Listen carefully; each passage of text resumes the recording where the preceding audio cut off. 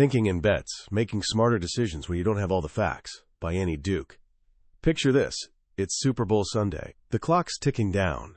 26 seconds left. The Seattle Seahawks are one measly yard away from glory. 1 yard. The entire world knows what's about to happen. They're going to hand the ball to Marshawn Lynch, their bulldozer of a running back who treats defensive lines like they're made of tissue paper. It's the obvious move. The only move, really. Except that's not what happens. The quarterback drops back, the ball flies through the air, and just like that, intercepted. Game over. Seahawks lose. The next morning, absolute carnage.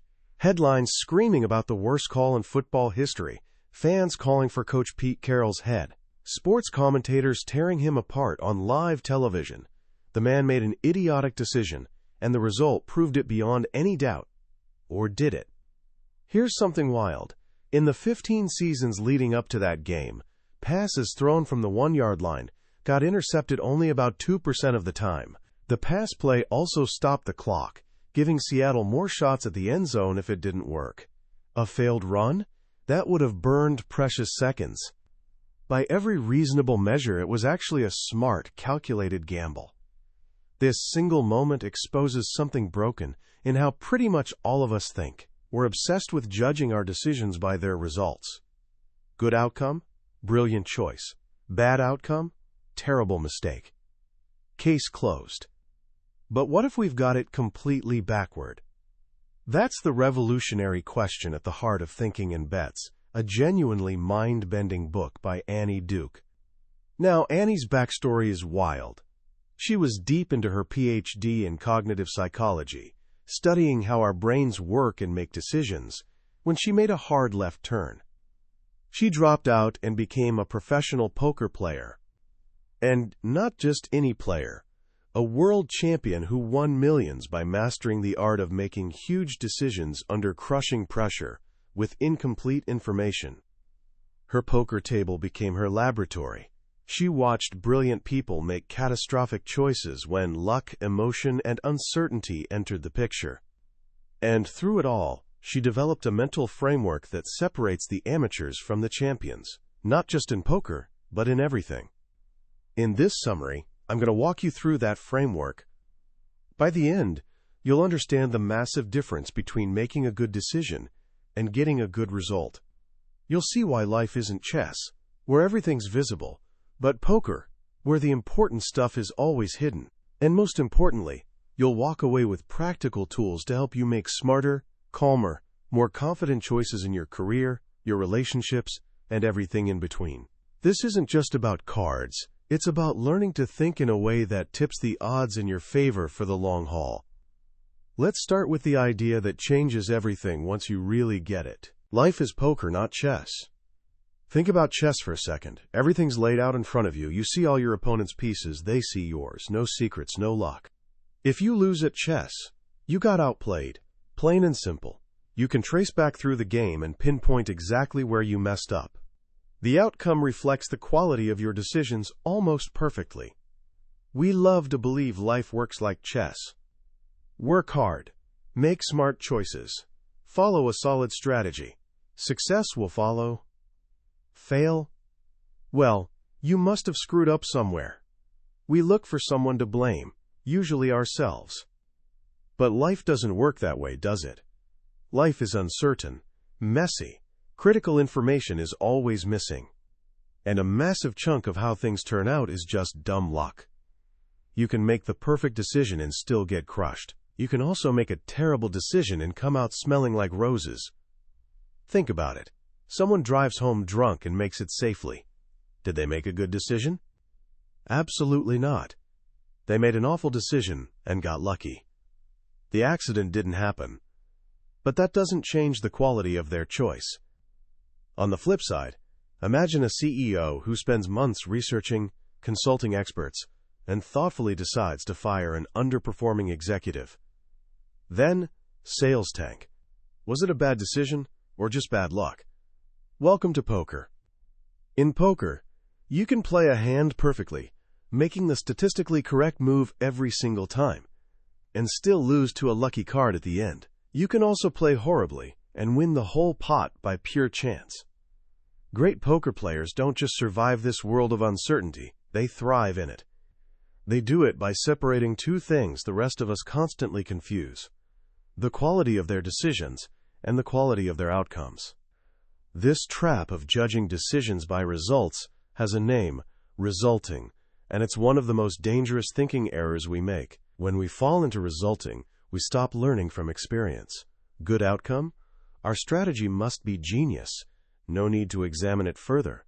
Bad outcome? We beat ourselves up and vow never to make that mistake again, even if the decision was actually sound. Pete Carroll's Super Bowl call is the perfect example. The outcome was disastrous, an interception. So everyone concluded the decision was disastrous. But imagine if that pass had been caught for a touchdown.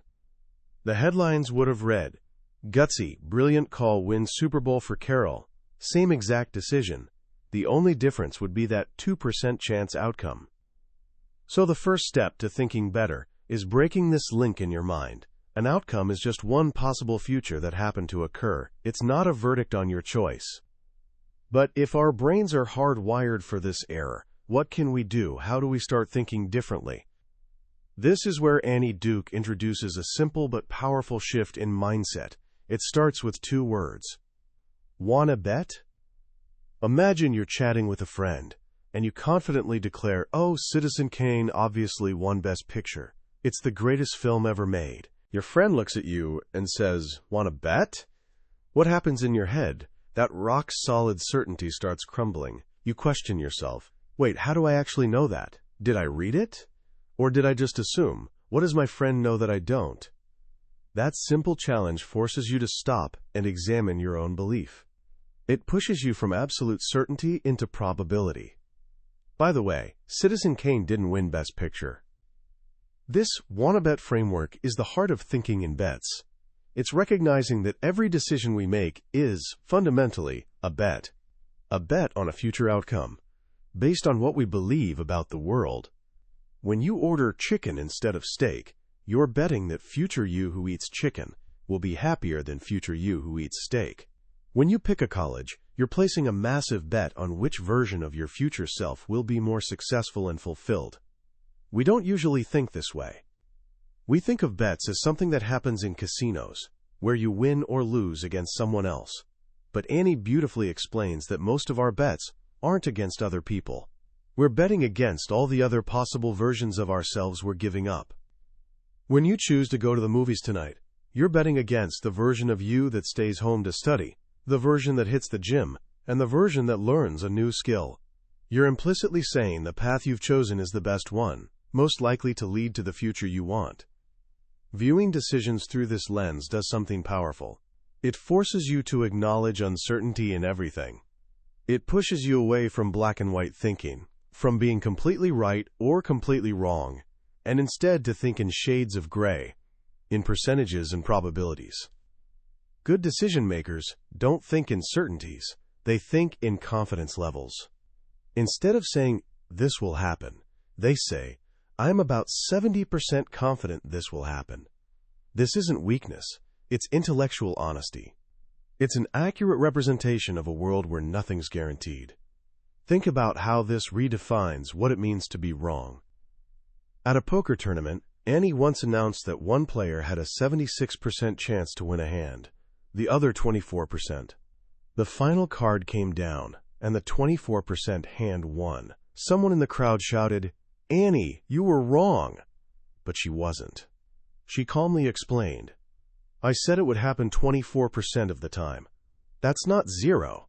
You just got to see the 24%. When you start thinking this way, a bad outcome no longer feels like personal failure. It's just one possibility in a range of futures. An unlikely event occurred. It doesn't mean your thinking was flawed. This shift brings incredible self-compassion. You stop beating yourself up for things simply out of your control. Of course, this goes both ways. If you aren't wrong just because things went badly, you aren't right just because things went well. That drunk driver who made it home safely wasn't brilliant. They were a fool who got lucky. You have to give up the ego boost of taking all the credit for your successes if you want freedom from taking all the blame for your failures. And as Annie points out, since research shows losses feel about twice as bad as wins feel good, this is an excellent trade. So if we accept that life is poker, and all our decisions are bets on an uncertain future, the next question is, how do we become better bettors? How do we improve the quality of our beliefs, which are the foundation of all our bets? Unfortunately, this is where things get trickier, because it turns out our brains aren't designed to be objective truth seekers. They're designed to be efficient storytellers. Annie points to fascinating research by psychologist Daniel Gilbert, which reveals how we actually form beliefs. We think it works like this. First, we hear something. Second, we analyze it to see if it's true. Third, we form a belief. But that's not what happens. The research shows it actually works like this. First, we hear something. Second, we automatically believe it's true. And third, only sometimes, if we have time and energy, do we go back and question it. Believing is our brain's default setting. It's effortless. Doubting takes hard work. This is an evolutionary shortcut. Back on the savannah, if you heard rustling in the grass, it was safer to believe it was a lion and be wrong than to doubt it was a lion and be wrong. Assuming things are true kept our ancestors alive. But in our modern world of information overload, this believe first, question later system gets us into serious trouble. It's why myths like, we only use 10% of our brains, or you can predict baldness by looking at your mother's father, spread so easily. We hear them, believe them, and rarely bother checking. What's worse is that once a belief lodges in our mind, our brain goes into protection mode. We fall into a trap called motivated reasoning. Instead of using new information to update our beliefs, we use it to defend them. We actively seek evidence that confirms what we already think, and we ignore, discredit, or twist any evidence that challenges us. The classic study on this is called They Saw a Game. Researchers showed a film of a particularly rough Princeton-Dartmouth football game to students from both schools. When asked to count penalties, Princeton students saw the Dartmouth team commit twice as many fouls. Dartmouth students saw both teams commit equal fouls. They watched the exact same film, but their pre-existing beliefs and loyalties made them literally see two different games. We all do this. Our beliefs act like filters, coloring everything we see. And here's the real kicker. Being smart doesn't protect you. In fact, it can make it worse. Why? Because the smarter you are, the better you are at constructing clever arguments and finding data to support your side. You become a master lawyer for your pre-existing beliefs rather than an impartial judge seeking truth. So we're in a tough spot. Our brains are hardwired to make snap judgments, believe things without evidence, and defend those beliefs like fortresses, no matter what. Seems like we're doomed to be irrational. But there is a way out, and it lies in community, in what Annie calls the buddy system. We might be terrible at spotting our own biases, but we're pretty good at spotting them in other people. We can see when our friends are overconfident, or blaming bad luck for mistakes they clearly made. The problem? Social rules usually prevent us from pointing it out. It's considered rude. Think of talk show host David Letterman interviewing reality TV star Lauren Conrad.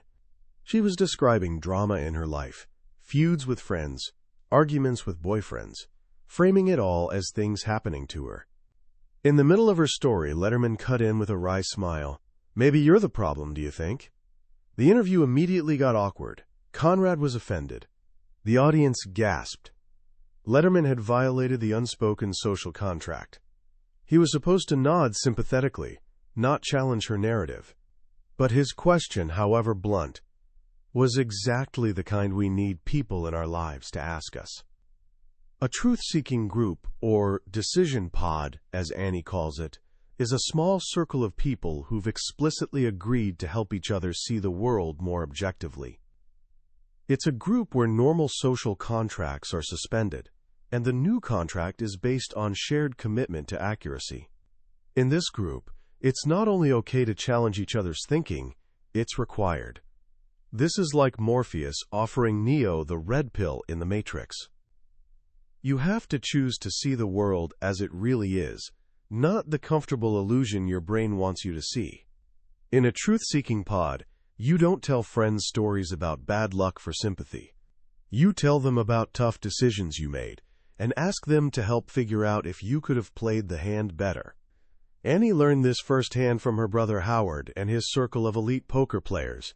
When she first started playing, her instinct was to complain about bad beats. Her brother shut that down immediately. He told her, "I don't want to hear it. If you have a question about strategy, you can ask me all day long. But there's no purpose in a story if the point is about something you had no control over, like bad luck." This was a clear charter for their interactions. The goal wasn't confirming each other's feelings, it was improving each other's thinking. So what makes a good truth-seeking group? Annie outlines key principles borrowed from sociologist Robert Merton, who developed norms for scientific communities. Simply put, they are: first, focus on accuracy. The group's primary goal is getting closer to truth, not making everyone feel good. This means rewarding people for being objective and open-minded, not for being right. Second, accountability. You know in advance you'll have to explain your reasoning to the group. Just knowing you'll answer to others makes you think more carefully and less emotionally in the moment. And third, most importantly, diversity of viewpoints. A group of clones who all think the same way is useless. It just becomes an echo chamber. You need people who see the world differently, who will challenge your assumptions and force you to consider alternative possibilities. This is why, as John Stuart Mill argued, it's so important to hear what can be said on all sides of an issue. It's the only way to get closer to the whole truth. This is incredibly hard to do. We're naturally drawn to people who agree with us. It feels comfortable. But comfort is the enemy of learning. A good decision pod creates productive discomfort. It helps you see your blind spots. Even without a formal group, you can apply these principles. When you tell someone about a decision, try leaving out the outcome. Don't say, "I made this investment and it tanked. What did I do wrong?" That biases your listener. Instead, just describe the situation and decision you made, and ask for their thoughts. You'll get much more objective analysis. Another powerful technique: actively argue the other side's point of view. If you and a friend disagree, try switching positions and making the best possible case for their side. This forces you to engage with their reasoning and moves you away from simply defending your territory. Ultimately, surrounding yourself with people willing to take the red pill with you is one of the fastest ways to improve decision-making. They become your external, deliberative mind, helping you overcome the reflexive emotional shortcuts that so often lead you astray. But what if you're on your own? What if you're facing a tough choice in the heat of the moment, and your decision pod isn't there? This is where the final, and perhaps most creative tool in the book comes into play: mental time travel. Our brains have a remarkable ability to project ourselves into the future and revisit the past, but we rarely use this power strategically. Most of the time, we're trapped in the present moment, driven by immediate feelings and desires. Comedian Jerry Seinfeld has a brilliant bit about this. He says he stays up late because he's night guy. Night guy wants to have fun and watch another show. The problem of being exhausted in the morning? That's morning guy's problem, says night guy. I'm staying up. Then when the alarm goes off, morning guy is miserable and groggy, thinking, "Oh, I hate that night guy. He always screws me over." We all have a night guy and morning guy. Our present self often makes choices that benefit us right now at the expense of our future self. This is a well-known psychological bias called temporal discounting. We irrationally prefer a small reward now over a much larger reward later. It's why we choose the cookie over the apple, the spending spree over retirement savings. Mental time travel is about bringing morning guy into the room with night guy. It's creating a conversation between your present, past, and future selves at the moment of decision. One simple, powerful way to do this is a tool developed by business writer Susie Welch called 10-10-10. When facing a choice, you ask 3 questions. How will I feel about this decision in 10 minutes? How will I feel in 10 months? How will I feel in 10 years? This simple exercise forces you to zoom out. It breaks the grip of immediate emotions. That argument with a friend might feel all-consuming right now, but in 10 months, will it even matter? In 10 years, will you even remember it? This perspective shift can calm you down and help you make a more rational choice aligned with your long-term values. Another form of mental time travel is what's known as a Ulysses contract. This comes from the ancient Greek story of Odysseus, Ulysses in Latin. He knew he had to sail past the island of the Sirens, whose enchanting song would lure any sailor to their death on the rocks. So what did he do? Before they got near the island, he had his crew plug their ears with beeswax, and he had them tie him to the mast, with strict orders not to untie him no matter how much he begged. He was his rational, past self making a binding contract to protect his future, irrational self from predictable temptation. We can make Ulysses contracts in our own lives. If you know you'll be tempted to drive after a party, you can make a contract by taking a taxi there, leaving your car keys at home. Your sober past self is protecting your future self. Trying to eat healthier? Make a contract by not buying junk food at the grocery store.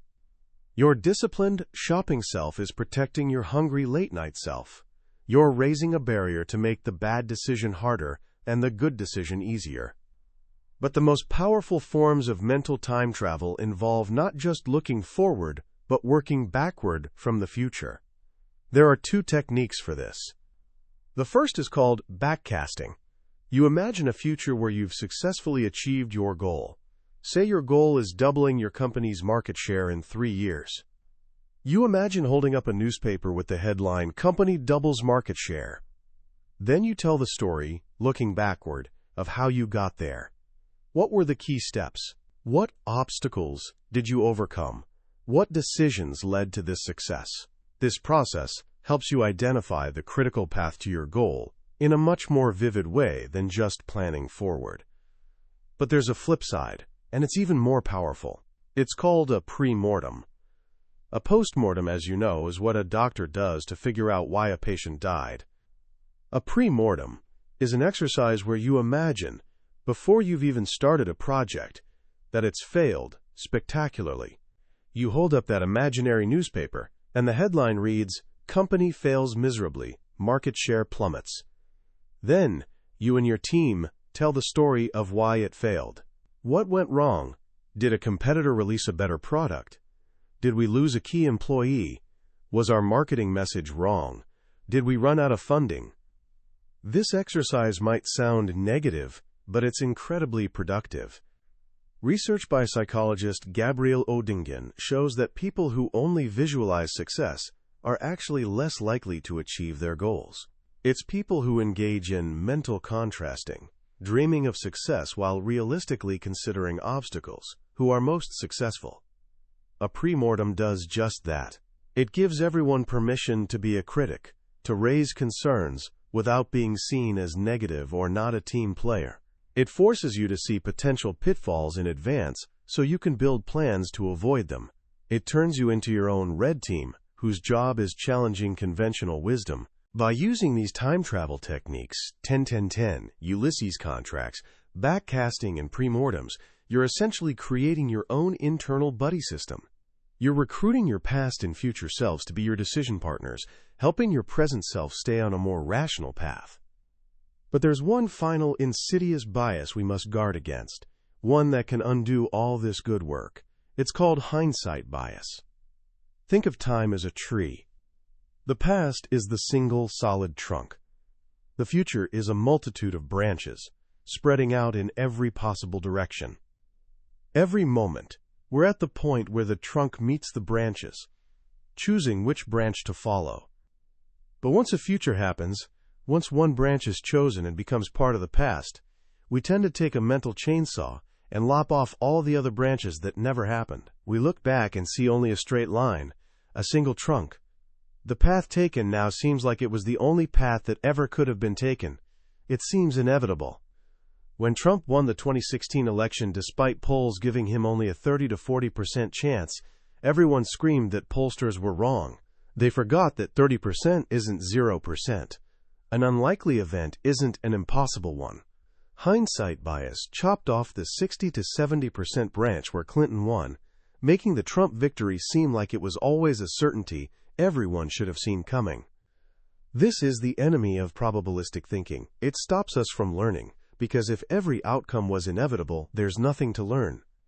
The work we do with scenario planning, with backcasting and premortems helps us fight this. By mapping out the branches of the future before one of them happens, we create a record. We're memorializing the uncertainty that existed at the moment of decision. This allows us to look back with more clarity and objectivity, to see that the outcome was just one possibility among many. It allows us to judge our decisions not by the branch that grew, but by whether we did a good job mapping the whole tree of possibilities in the first place. And that, in the end, is the journey Annie Duke invites us on. It's a journey away from the impossible and stressful task of trying to be right all the time. It's a journey toward the manageable and rewarding work of navigating uncertainty, calibrating our beliefs, and moving step by step toward a more accurate and objective view of the world. Life, like poker, is one long game. There will be wins and losses, good luck and bad luck. None of that's fully in our control. But the quality of our bets, the quality of our decisions, that is. And if we can get just a little bit better at that, day after day, the cumulative effect, like compounding interest, can change everything. As we wrap up our journey through thinking in bets, I want to reflect on why this book is so profoundly important, especially today. In a world that feels increasingly certain of its opinions, where every issue seems black or white, Annie Duke's message is a much-needed call for intellectual humility. The most powerful lesson for me is the incredible freedom that comes from decoupling your self-worth from your outcomes. We live in a culture obsessed with results. We celebrate winners and dismiss losers. This pressure forces us into a defensive crouch. We're so afraid of being wrong that we stick to safe bets, avoid taking smart risks, and spend more energy justifying past decisions than learning from them. Thinking in bets offers a way out. It tells us the goal isn't perfection, the goal is being a good learner. It shifts focus from the impossible task of predicting the future with certainty to the achievable task of making the best possible bet with the information you have. When you adopt this mindset, failure loses its sting. A bad outcome is no longer an indictment of your intelligence. It's simply new data in the long, ongoing game of life. This allows you to be more adventurous, more curious, and ultimately more resilient. So how can you start putting these powerful ideas into practice right now? Here are 3 simple actions you can take today. First, start expressing your confidence as a percentage. Next time you're about to say, "I'm sure that," or "I know this will happen," pause. Instead, try saying, "I'm about 80% confident that," or "I think there's a 60% chance of that." This small language change forces you to acknowledge uncertainty and opens the door for more honest conversation, both with others and yourself. Second, find one decision buddy. This doesn't have to be a formal truth-seeking pod. Just find one person in your life, a friend, family member, mentor, whom you trust to be honest with you. Next time you have a big decision, tell them you're not looking for agreement, you're looking for challenge. Ask them, "What am I not seeing here? What's the other side of this?" And third, use the 10-10-10 tool on one decision this week. It could be something small, like whether to procrastinate on homework, or something bigger, like handling a difficult conversation. Before you act, take just 60 seconds and ask yourself, what are the consequences of this choice in 10 minutes, 10 months, and 10 years? This simple habit of mental time travel is one of the most effective ways to break the spell of short-term emotion and connect with your long-term goals. That was our deep dive into Thinking in Bets by Annie Duke. We've explored the core ideas today, but I'll be honest, a summary can only ever be a map. The real treasure is found when you make the journey yourself. The true magic happens in the quiet moments of reading, when a particular story or simple phrase connects with your own life in a way you didn't expect. This summary is a starting point. designed to help you decide if this book is a journey worth taking. If anything we've talked about today has sparked your curiosity or challenged your thinking, I encourage you to grab a copy. Reading it isn't just about learning. It's an experience that can genuinely change the way you navigate the beautiful, messy, uncertain game of life. You can find a link to the book in the description below. Also, if you found this summary valuable and want to continue exploring the world's most powerful ideas, please take a moment to hit that like button and subscribe to the channel. That way you won't miss our next journey into another life-changing book from the billionaire's bookshelf. Let's keep learning and growing together.